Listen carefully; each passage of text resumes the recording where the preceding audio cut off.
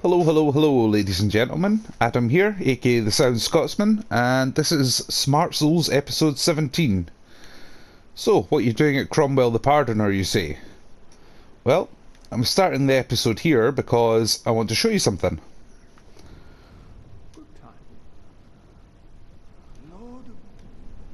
Okay, so I want to show you the correct way to abandon a covenant. So you just go here, abandon present covenant, yes.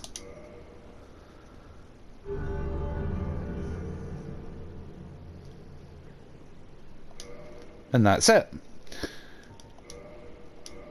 I wanted to show you that because some covenants, okay, when you leave them just by joining another covenant, that makes you a sinner. And not only that, you can't then rejoin that same covenant if you wanted to. Now, we obviously are going for another covenant in this episode. We're going for the Gravelord servants down in the catacombs. But you don't have to do that for this covenant, as you could be a sinner if you wanted to. That's your choice entirely, but I'm showing you the correct way to do it in between every covenant, and that's what I'm going to do at the moment until I decide that I actually want to become a sinner. So I would suggest you do this. But again, it's up to yourself. I can't make you do it. And I also want to buy... Remember that miracle there for, obviously, the trophies, all the miracles, but Cromwell the Pardoner doesn't go away anywhere, so you have all game to buy this. The rings. Okay, I have one already. I'm going to buy another Ring of Sacrifice. Remember, I spoke to you about this earlier on. I said Rings of Sacrifice lose nothing upon death, but the ring breaks, so you get to keep your humanity, you get to keep all your souls, but it just kills you off. Like, if you die in the game, you die, but you keep your souls and you keep your humanity and your counter.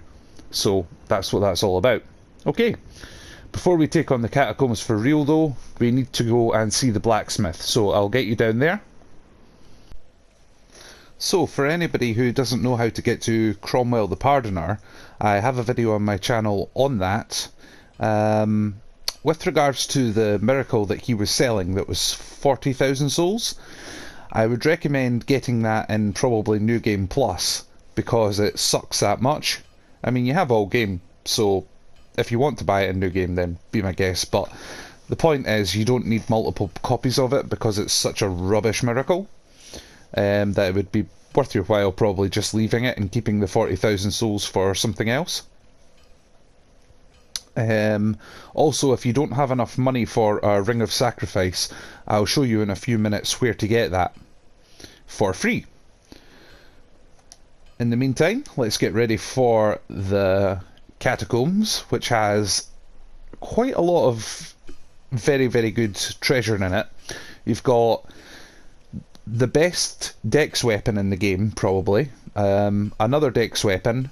You've got the Gravelord Greatsword, rather. That's a really, really cool weapon for everybody to enjoy.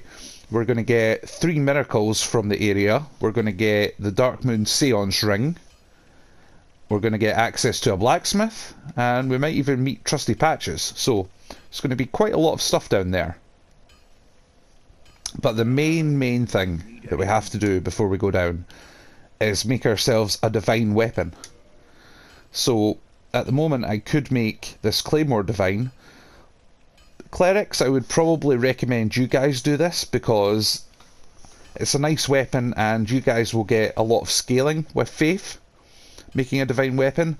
But for the rest of us, you'd be as well just picking a weapon that you're not really too fussed about because it's only for 1 level. So, I've chosen this weapon. Modify equipment, no, reinforce weapon. So that Astora's straight sword as well, we got that from the dragon in episode 2. That's also for the platinum. I should probably mention that, I didn't say that at the time. But the server, I did think about using that. But that is slightly more of a dex weapon than a strength weapon. This one is a strength weapon, which we do have a little bit of strength. So I'm probably going to choose this one. Like I said, or there's the occult club. There is this option. I'm going to show you this actually right now. So you can make you have two choices. You can either make your own weapon, or you can unascend this. Ah, there we go. Occult weapon. You got that from the Mimic chest in Anor Londo, but you can actually unascend it to a Divine Club +5, which I'm actually going to do. There we go. So we have one of them. And I'm going to make a weapon as well, and I'm going to compare the both of them and decide which one I like the most. Enforced weapon. Okay. Manservant Greatsword, that's what I'm going to use.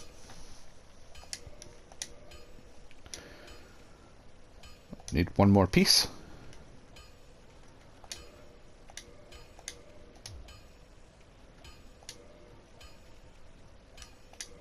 This is also where all the slug farming paid off, you'll see in a second. Modify equipment, so a +5 weapon, now you can make it into a divine weapon. There we are, that's what I'm going to choose, yes. And then reinforced weapon. You should now have quite a lot of green titanite shard if you were farming the slugs in the last episode. Don't worry as well, there's not going to be anywhere near that amount of farming to go. So we can only take this weapon to +5. It's a bit of a troll move by From Software. The large divine ember that we need to make a +5 to a +6 and so on all the way up to +10 divine is located in the level after the catacombs, so you can actually only make a +10 weapon for New Game Plus instead of New Game. Right, let's go down to Firelink. The reason that the importance of having a divine weapon is that the skeletons in the catacombs come back to life if you don't use a divine weapon to kill them, because there are necromancers down there that you kill the skeleton and then it just comes back to life straight away if the necromancer is in the area. However, the necromancer only has one life, so you know, you'll see what I mean when we go along. But for anybody who wants a Ring of Sacrifice for free, see next to our friend there that's sitting under the bridge, if you just walk up here, then drop down the ledge, walk along there, and you'll get the item of treasure, which is a Ring of Sacrifice. So we're ready now. You observant people will probably notice I've got changed again. The reason being, I used these black sorcerer gauntlets and the black skirt and the black cloak and the gargoyle helm. So it's bleed resist. Being Smart Souls after all, we need to talk stats a little. So 22 bleed resist is probably about the best helmet you'll get in the game for bleed resist. The others they're pretty good. The other items that I've chosen, they're not like the absolute best in the game, but they're lightweight, so I can still do the fast roll. Got Havel's ring back on because we're not really going to be using much sorcery. And these skeletons do quite a lot of bleed damage. They tend to use falchions and scimitars, that kind of a thing. These sort of dex weapons that do bleed. So notice, we kill these guys, and they don't get back up. That's because there is no necromancer in this particular area, but all the way through the catacombs that will be different.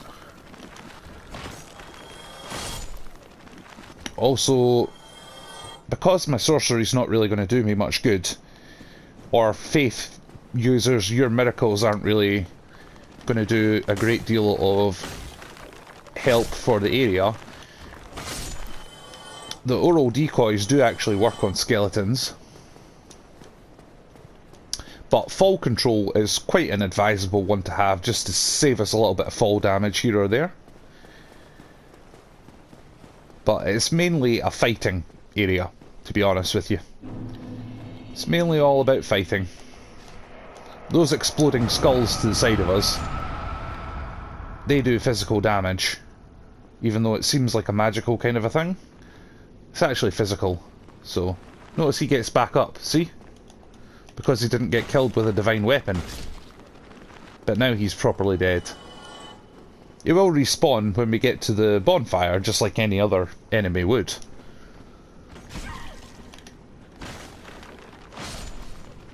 There we go, a little bit of fall control. Save me using the ladder. There we go, these guys get up.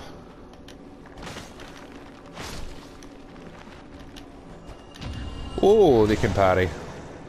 Lovely.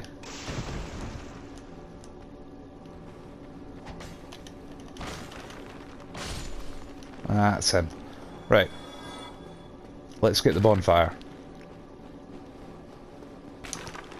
It's on our left here.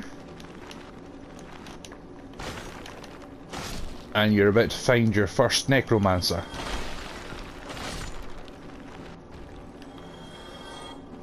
I think they're female, but I'm not entirely sure. That's one. They die nice and easy. But this lever here, you'll notice that this part is blocked off. So that's what that lever's about. So remembering, rest at the bonfire and, of course, push the lever.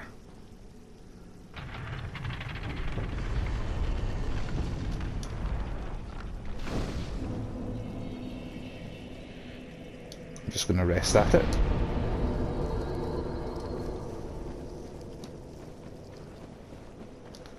There's good news and bad news about this level. The good news is the boss is super easy, and when we defeat the boss we get the right to kindle. The right to kindle bonfires, which means we can actually kindle our bonfires all the way up to 20 once we defeat that boss. There's a cheesy tactic for you. If you like, you can use poison arrows on that necromancer over there. 2 shots and it would poison it, but I can't really be bothered with that. I just want to go in and kill everything properly. Let's have a good old fight. The bad news about the level is it's big, and the level itself is kind of a tricky. Could you imagine not knowing? Look at that bleed bar actually. See what I mean? I've got a good sized bleed bar because of what I'm wearing. Particularly that gargoyle helmet, that's doing wonders. But if you weren't lucky enough to get the drop of the gargoyle helm, just wear the headpiece that goes with this outfit. Walk around looking like death.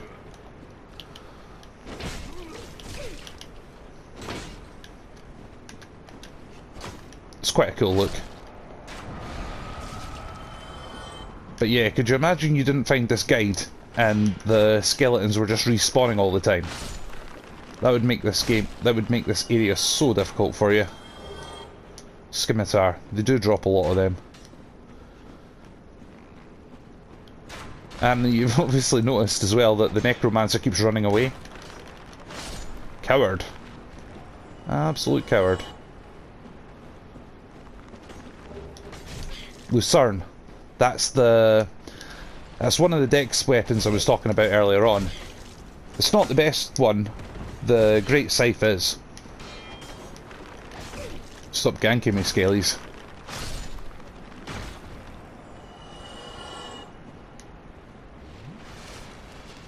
Yeah, but it is a very, very nice weapon, that Lucerne.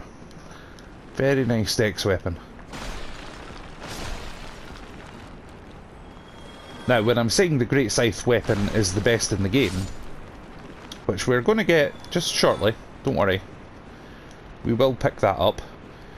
What I mean is it's the best dex weapon in the game if you don't include the DLC. because in the DLC we have the gold tracers. You could argue that they are actually the superior weapon out of the two. It could be seen as the best dex weapon. For PvP certainly. But for PvE and PvP to a point, the Great Scythe is superb.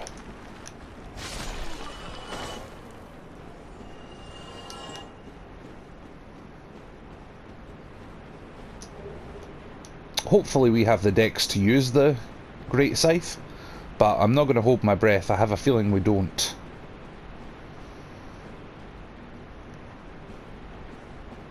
Going round in a little bit of a circle there. It's kind of a labyrinth, this area. Not going to lie to you. It is. There's another necromancer over there. But is Patches in the neighbourhood? Watch these faking statues, by the way. Just walking with the shield up though, that's good enough.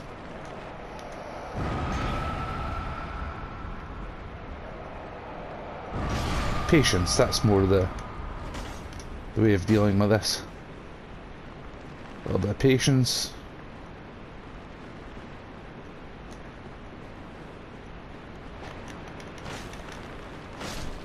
So we don't get overwhelmed by them. Skulls and skellies. I've opted for the Silver Knight shield. Not for any particular reason. Just that it has good stability, good physical defense, and it's light enough that I can use it. Oh, and fire defense as well, actually. It has an okay fire defense. See that? Just push that lever over there, that walkway.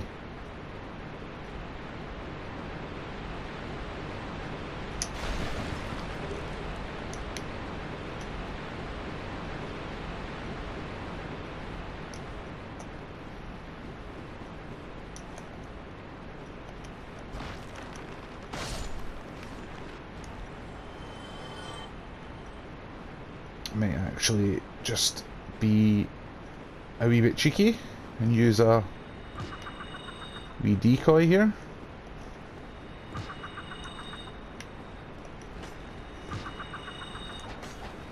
Give me a little second to get... Brilliant.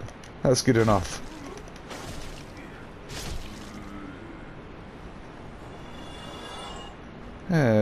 Through this room, you could actually... Yes, I'm going to show you this. I will. There's a couple of lizards down this way. Actually, what am I doing? We have full control. If you've got it, you may as well use it, right? Right, down we go. That's it. That's it. So we have a couple of lizards down here.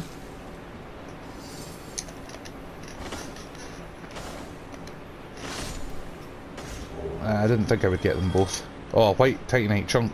Ooh. Actually, do you know what? That's mega handy. I'm actually going to come back here and quick reload the game. You remember this from that god-awful episode when I kept having to re-quit the... I think I'd done it maybe 3 or 4 times. That was the Hydra episode, wasn't it? Oh, right, let's see if we can get him.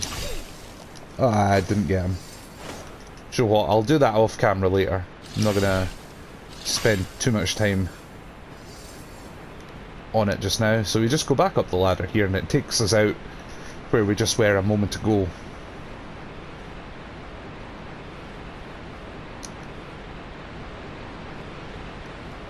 That's it, this floor here. There we go. There we are, back at this.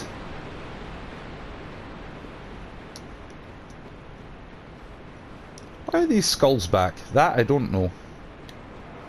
If anybody has any idea why the skulls respawn, then let me know. This is a shortcut as well. We could jump right down off that ledge, get the bonfire. But I think we should clear the level first.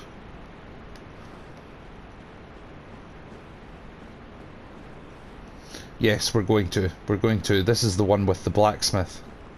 So it's quite important.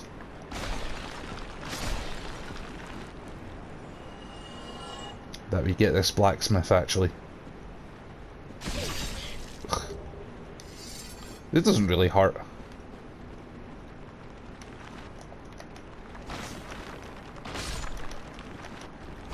I'm going to point... See this here? That's obviously some sort of a shortcut, so we need to get the lever for this, get that opened.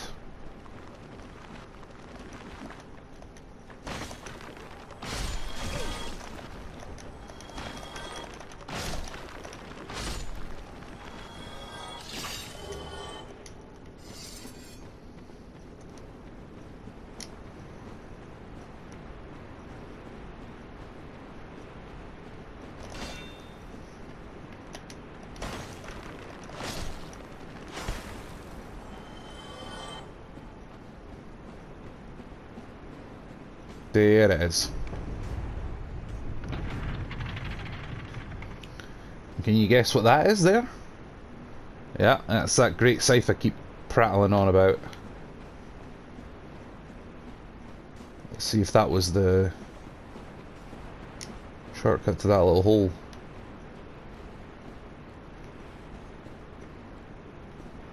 Yes, it was. Lovely. Lovely, lovely, lovely. Do you know what? It's just as easy just to walk back in there. I'm going to open up the shortcut and probably... There we are. Illusory wall bonfire. What the heck? I may as well get this... Watch this bridge.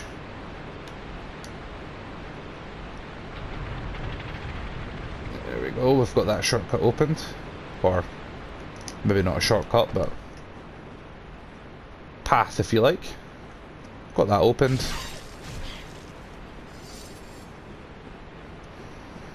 Then we'll continue our game from this bonfire, I think. Yes. Okay, so as it's such a big episode, I think I'll just end it at this part here, and then we'll continue on from there. So we'll see you in the next episode, folks. Cheerio for now.